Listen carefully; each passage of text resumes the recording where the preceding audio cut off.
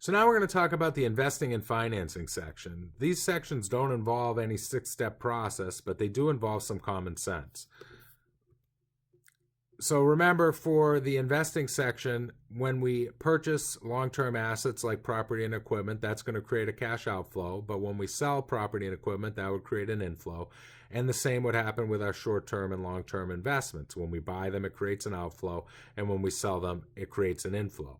Only purchases that are paid for with cash are included. So if we buy equipment with a loan, that would be a non-cash activity that wouldn't be included in the cash flow statement. We'd have to have information about that from the company or for the problem in order to differentiate.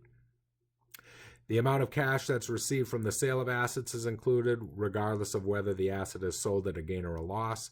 And we'll talk more about how to deal with gains and losses later on. So we can see that in the investing section, we have the purchase of property, plant, equipment, as well as proceeds from the disposal of property and equipment. So how is property going to change? Well, you're going to have your beginning property, plant, and equipment plus purchases minus sales and minus depreciation expense to get to your ending property, plant, and equipment net. So this is the net amount, net of depreciation. So let's take a look back at the balance sheet, several slides back. So on our balance sheet, we could see our beginning is 85,662, or excuse me, 81,287 is the beginning, 85,662 is the end, and depreciation from our income statement is 10,152. So I'm just trying to show you where the numbers came from that the book has so graciously provided to us. So we have our beginning property and equipment, which was 81,827. And then the purchases are 14,015. Sales are 28. And then the depreciation was 10,152. So if we do our math, 81,827 plus 14,015 minus 28 minus 10,152, we get 85,662, which was the ending balance. So the point I'm trying to make here is that what we're doing on the cash flow statement is explaining why property, plant, and equipment changed. So the reason it changed is because we had some purchases. Purchases decrease cash. We had some sales. That increases cash. And then our depreciation effect, the 10,152, is taken care of by adding it back to net income under the operating section. So we've accounted for the entire change in that property and equipment account somewhere on our cash flow statement. And the same will be true in our investments. So if we look at our investments, it would be the beginning investments plus the purchases minus the sales would be our ending investments. And then again, let's scroll back real quick to our balance sheet.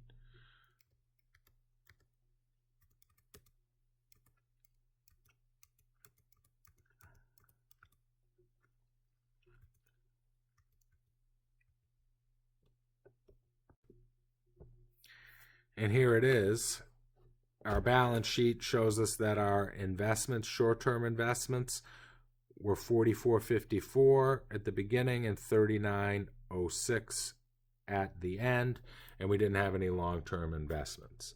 So let me write those down. We had 4454 at the beginning and 3906 at the end. So let's go back.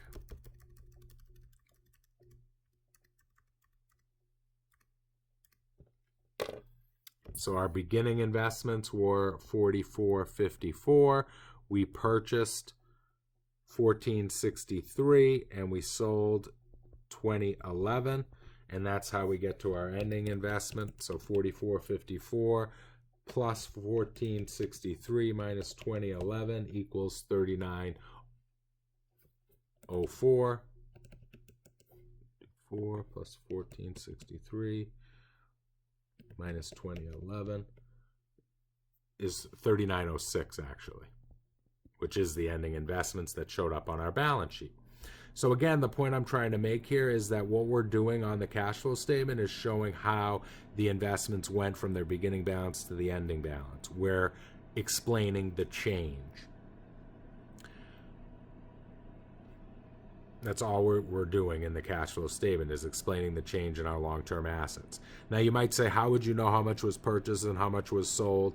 You would have to be given that information in the problem. Otherwise, all I could tell you is the beginning balance was 44.54 and the ending was 39.06, so the net amount would be a decrease of 548. So that's all I would know, is that 548 is the net, which is the net of the two amounts, the purchase and the sale. So you have to be given the additional information to differentiate it on the cash flow. Let's go to the financing section. The financing section is going to deal with our long-term debt and equity. So when we borrow money, that's going to be an inflow. When we repay it, it's going to be an outflow. You'll notice that short-term debt, notes payable, are included as well. For any problems that we do, we will just deal with only long-term debt to keep it simple. That way all your current liabilities can be in the operating section. Long-term liabilities will be in financing. And then for our equity section, common stock and additional paid-in capital will result in a cash inflow when we issue the stock and an outflow when we buy it back. And then paying dividends, which affects retained earnings, is also an outflow in the financing section. Only the cash payments for the principal amounts of the loans are in financing. Interest, remember, is operating. Dividend payments are financing because dividends are not required, therefore they're not an expense. And then if debt or stock is issued for something other than cash, like equipment, it wouldn't be included because it wouldn't affect cash. So we could see that we have the proceeds from issuing long-term debt of $1333. If I go back to the balance sheet, we're going to see that the long-term debt went up by that amount. And lo and behold, there's the $1333. So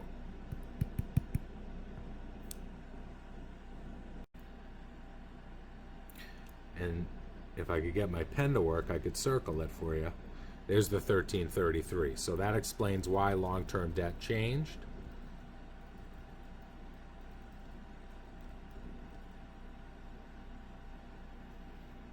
So our debt went up $1333. That results in a cash inflow because it means we borrowed money. Same with the issuing stock. Issuing stock for the cash flow was $1068. That's because our stock went up by that amount. And we'll go to the balance sheet. And on our balance sheet, you can see our common stock and our additional paid-in capital went up by a total of $1068. Why is that? Because we issued stock, and when we issue stock, cash goes up. So again, the $1068 represents the cash we receive from issuing stock. Finally, we deal with our retained earnings. So retained earnings is a function of our beginning balance, which comes from our balance sheet. It's done right here, $188,926. Then our net income, which comes from our income statement, but it's also on our statement of cash flows. And then minus the dividends gets us the ending balance, which shows up on our balance sheet. So the net income is part of the change, is showing up in the operating section, where the cash dividends is showing up in the financing section. So the bottom line is, what we've done is we've explained the change in every item on our balance sheet. That's what a cash flow statement does. It explains the change on every item in our balance sheet. And then finally, it explains the change in cash. So our operating, our investing, and our financing activities add up together to be the change in cash, which when we add to the beginning balance, we get our ending balance, which is also the balance that shows up on our balance sheet, showing that we did it correctly.